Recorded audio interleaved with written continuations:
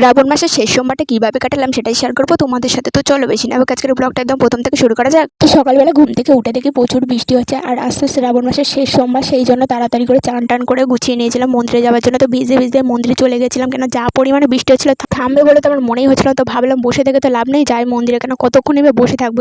তো মন্দির থেকে বাড়ি আসতে আমার 12:30 বেজে গেছিলো। অন্যদিন তো 11:30টার মধ্যে বাড়িতে চলে আসে, আর আজকে 12:30 বেজে গেছিলো। আর তো বাড়িতে আসার পর দেখে আমার মেজদি ভিজে ভিজে পিছনের বারান্দায় বসে দেখি আলু কাটছে। প্রথমে ব্যাপারটা বুঝতে পারিনি যে ভিজতে ভিজতে কেন আলু কাটছে।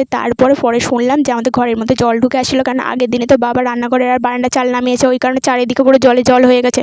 তো জল যাতে বেশি ঘরের মধ্যে ঢুকে না যায় সেই জন্য দূরের কাছে বসে জল আটকাচ্ছিল, তার মধ্যে খাটের তলায় খানিকটা জল ঢুকে গেছিলো, ওইগুলো আবার মুছেছিল। তো ওইসব করতে করতে পুরো ভিজে গেছিলো। তো ওই কারণে ভিজতে ভিজতে বসে বসে আলু কেটে দিচ্ছিলো, কেন আলু কাটা হয়ে গেলে তারপর ওর কটা ইট পরিষ্কার করা ছিল, সেই জন্য ভাবছে ভিজতে ভিজতে এখন ইটটাও পরিষ্কার করে দেবে। তো জলের কারণে তো বারান্দার অবস্থা খুবই খারাপ, বারান্দার সব মাটি ধুয়ে সরে যাচ্ছে, ধস নেমেছে ওখান থেকে। তো আজকে মিস্ত্রি আসার কথা ছিল নতুন চাল পাতার জন্য, কিন্তু যা জল হচ্ছে ওই কারণে মিস্ত্রি আজকে আসতে পারিনি। তো পুরো শ্রাবণ মাস জুড়ে যা না জল হচ্ছে সব জল মনে হয় আজই হচ্ছে। আর জলের জন্য তো আমাদের বারান্দা রান্নাঘর তো পুরো খারাপ অবস্থা, তার সাথে ঘরটারও খুব খারাপ অবস্থা।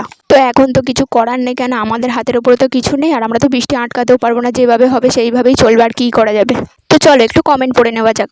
ভূমি বেশ আমার অনেকগুলো ব্লগে কমেন্ট করে নাম নেওয়ার কথা লিখেছিল, তার সাথে এটাও লিখেছে আমার তোমার ভিডিও দেখতে খুব ভালো লাগে, তুমি দেখতে খুব সুন্দর। তো থ্যাংক ইউ সো মাচ ভূমি আমার ব্লগ দেখার জন্য, এত সুন্দর একটা কমেন্ট করার জন্য। তো রোজ আমরা যে মন্দিরে যাই সে মন্দিরে তো সকালবেলা গিয়েছিলাম, তারপর ওখান থেকে বাড়িতে আসার কিছুক্ষণ পরে আবার আমরা যে মন্দিরে শিবরাত্রি করি ওই মন্দিরে গেছিলাম। তো বৃষ্টি হওয়ার কারণে আমি দুই মন্দিরের মধ্যে কোনো মন্দিরেই ফোন নিয়ে যেতে পারিনি। আর লাস্টে যে মন্দিরটাতে গেছিলাম ওখানে গিয়ে দেখি ব্রাহ্মণ এসে পুজো হচ্ছে, সেই জন্য ওখানে আবার একটু কিছুক্ষণ দাঁড়াতে হয়েছিল বলে একটু লেট হয়ে গেছিলো। তারপর আবার চলে এসেছিলাম বাড়িতে। তো বাড়িতে আসার পরে একটু গা ধুয়ে নিয়েছিলাম, কেন আজকে বৃষ্টিতে অনেকক্ষণই ভেজা পড়েছে ওই কারণে। তো তারপরে বসে পড়েছিলাম সেবা করতে। আজকে দুপুরে সেবা করেছিলাম বাদাম আলু সিদ্ধ, আম একটু ছিল, শসা কুচি, আর ছিল বাবার মন্দিরের প্রসাদ।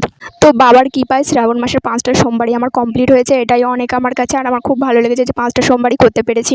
তো এইভাবেই কেটেছিল আমার শ্রাবণ মাসের শেষ সোমবারটা। তো যাই হোক আজকের জন্য এতটুকুই, দেখা হচ্ছে নেক্সট ব্লগে।